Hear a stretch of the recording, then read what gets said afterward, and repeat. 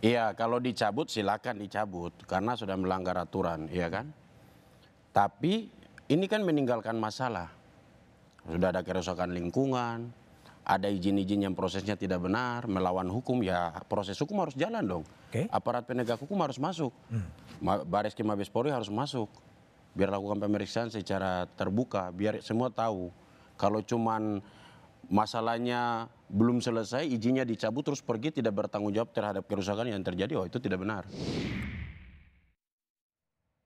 Terima kasih Anda masih di Rosi. Potensi kerusakan lingkungan akibat tambang di Raja Ampat membuat banyak pihak marah. Apalagi Raja Ampat tidak saja jadi destinasi wisata dunia, tapi tak kalah penting Raja Ampat adalah ekosistem kehidupan yang tak banyak dimiliki negara lain. Saya masih bersama juru kampanye hutan Greenpeace Indonesia Iqbal Damanik dan Ketua PBNU Ulil Absar Abdallah. Saya ingin mengulang pertanyaan saya karena tadi Anda katakan Anda banyak kembali dicolek atau di-mention di sosial media karena Anda pernah mengatakan peduli lingkungan, oke. Menjadi wahabi lingkungan, jangan. Harus dibedakan antara lingkungan, antara peduli lingkungan dengan menjadi wahabi lingkungan yang hanya menggaungkan wokisme dan alarmisme global dalam bidang lingkungan. Berbahaya. Ya. Tadi Anda memang sempat sedikit banyak menyebut soal berbahaya. Tetapi bahkan saya ingin mewakili penonton program Rosi. Bagaimana mungkin orang yang begitu mencurahkan kecintaannya pada ekosistem lingkungan dan mengingatkan kita semua tentang pentingnya menjaga ekosistem lingkungan hidup, Anda sebut berbahaya. Rasanya itu memang agak sadis pernyataan Anda, Gus Ulil. Ya memang dampak-dampak berbahayanya memang real. Tadi saya katakan bahwa kenapa sekarang ini terjadi kebangkitan politik-politik kanan di seluruh negara-negara barat. Ya, negara barat ini kan negara yang paling agresif menerapkan kebijakan-kebijakan untuk menangkal climate change ya. Nah, kebijakannya itu sekarang mendapatkan resistensi luar biasa dari publik. Jadi makanya saya bilang bahwa oke, lingkungan ini penting, tapi cara mengatasinya juga harus proporsional. Oke, Gus, tapi begini, kalau itu menjadi satu alarm yang dilawan di Jerman, rasanya masuk akal. Karena tidak ada ribuan kepala keluarga tercabut dari kehidupannya. Tidak ada nelayan yang harus kehilangan menangkap ikan. Tidak ada masyarakat yang harus makan ikan yang selama ini sehat dan ternyata dia ada arsenik di dalamnya. Ini kita bicara soal ribuan warga Indonesia yang sungguh-sungguh hidupnya marginal dan makin terpinggirkan akibat penambangan. Bukan tentang masyarakat Eropa atau Jerman yang hidupnya sudah jauh di atas kemapanan masyarakat Indonesia. Ya sebetulnya apa yang terjadi di barat sekarang itu jadi cermin bagi kita. Jadi bayangkan kalau misalnya opsi yang kita pilih adalah opsi sebagian teman-teman lingkungan ya. Misalnya menolak industri ekstraksi sama sekali, menolak penambangan sama sekali. Itu juga ada pihak masyarakat lain yang dirugikan. Misalnya batu bara. Sebagian besar suplai energi di Indonesia, bukan hanya di Indonesia, di seluruh dunia. Sekarang suplai energi di seluruh dunia itu masih ditenagai oleh batu bara. Cina sendiri yang sekarang kita lihat seolah-olah komitmen terhadap motor listrik dan segala macam ya. Cina sekarang kalau kita lihat data-datanya konsumsi batu baranya naik terus dari tahun ke tahun. Jadi artinya sebetulnya di satu pihak memang betul ada kerusakan lingkungan, tapi di sisi lain kita butuh juga karena energi itu adalah sumber pertumbuhan ekonomi. Kalau nggak ada energi, nggak ada pertumbuhan ekonomi. Sementara energi masih banyak disuplai oleh batu bara. Batu bara ya ekstraksi lagi. Ya, saya mau ke Iqbal dulu. Anda merasa bahwa ya seruan-seruan advokasi dari Greenpeace ini adalah bagian dari wokisme dan wahabi lingkungan. Dan itu berbahaya.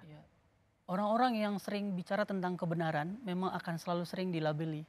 Dilabeli asing, dilabeli berbahaya, dilabeli menyebar ketakutan. Itu memang udah fitrahnya mungkin ya Gus ya. Dan kami meyakini bahwa label-label yang diberikan kepada Greenpeace atau orang-orang yang pro terhadap lingkungan itu adalah juga sebuah narasi tanding yang tentu memang harus kami hadapin. Tapi coba kita lihat narasi yang sangat berbahaya tadi, seakan-akan ketika kita pro terhadap renewable energy, hari ini kita mau menutup PLTU yang hari ini menerangi lampu kita. Kan kita tidak begitu.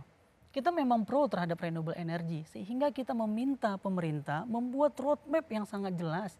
Kapan Indonesia ini mau beralih dari PLTU ke renewable energy? Kapan?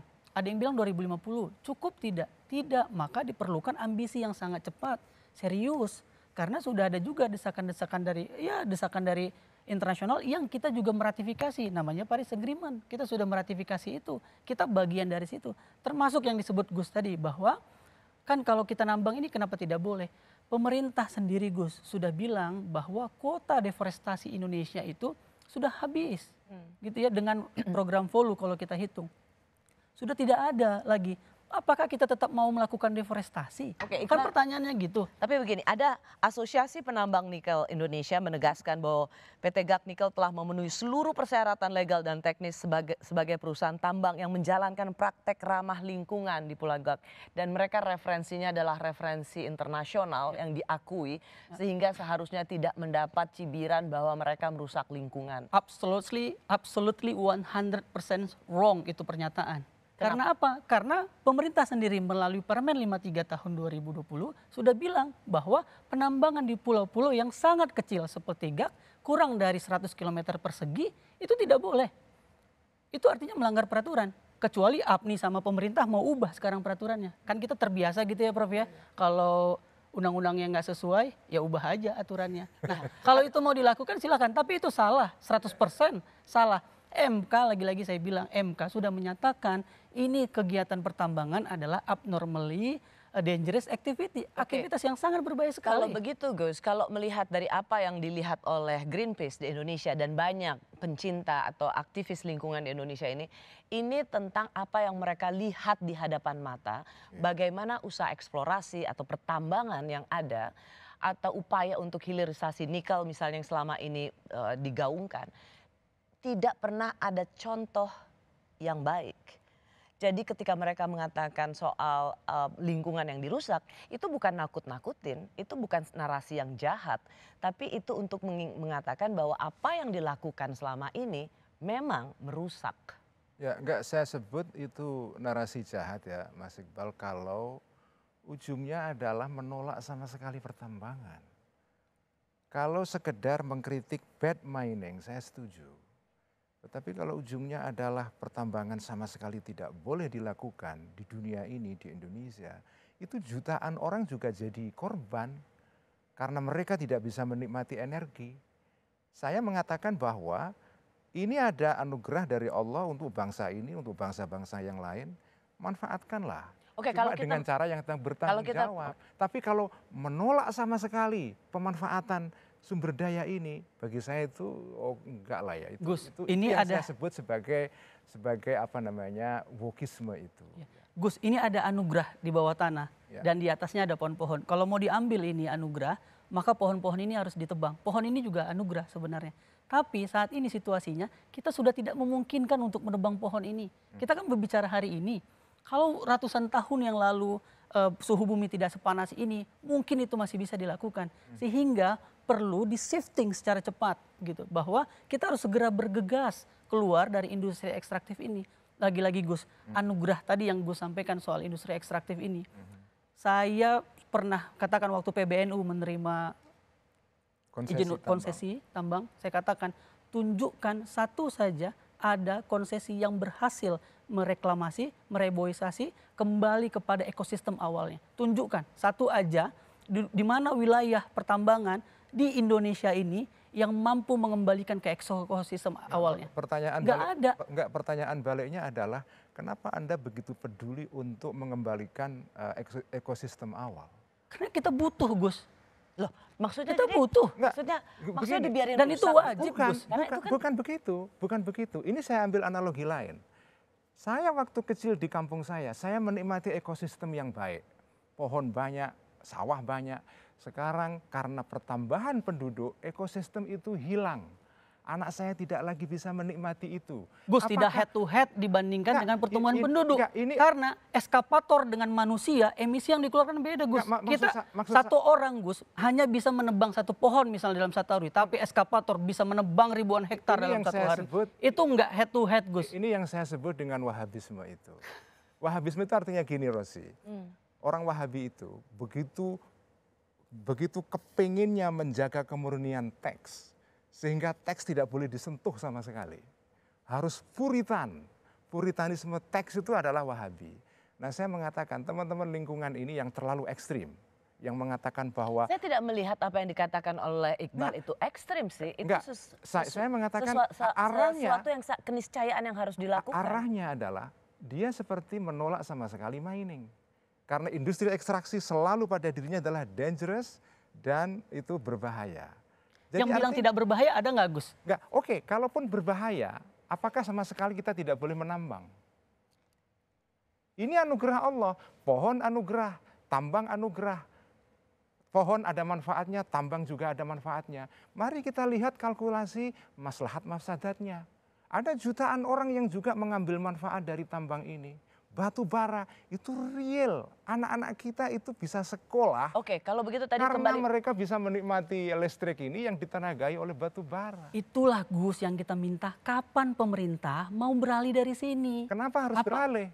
Lu harus beralih. Karena kalau kita tidak beralih, kita sudah tidak punya. Bahkan Kementerian Kehutanan sendiri bilang di dalam program volunya, kuota deforestasi kita itu sudah lebih kecil daripada yang sudah terdeforestasi. Nggak, maksud saya gini. Nggak ada ruang, Gus. Maksud saya. Ini ada namanya hitung-hitungan, Gus, daya dukung, daya tampung lingkungan. Ya. Dalam satu wilayah, dia memungkinkan untuk diekstraksi lagi atau tidak. Kalau dia sudah tidak mencukupi, maka berhenti. Di sini, contoh begini, Gus. Ya. Kan tadi sering menyampaikan dengan transportasi pertumbuhan penduduk. Jakarta sudah lebih pembangunannya, sudah banyak sekali. Sehingga harusnya kita mengatakan yang namanya moratorium pembangunan misalnya. Apa salah moratorium pembangunan? Dan jangan salah, Gus, pemerintahan Jokowi itu pernah menerbitkan perpres soal moratorium izin hutan.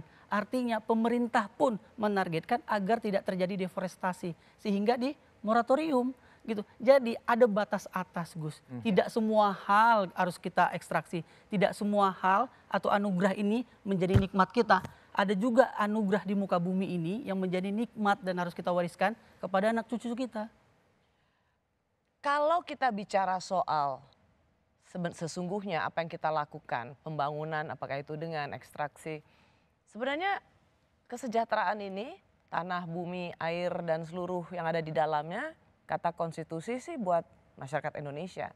Buat masyarakat Indonesia atau untuk kelompok oligarki semata.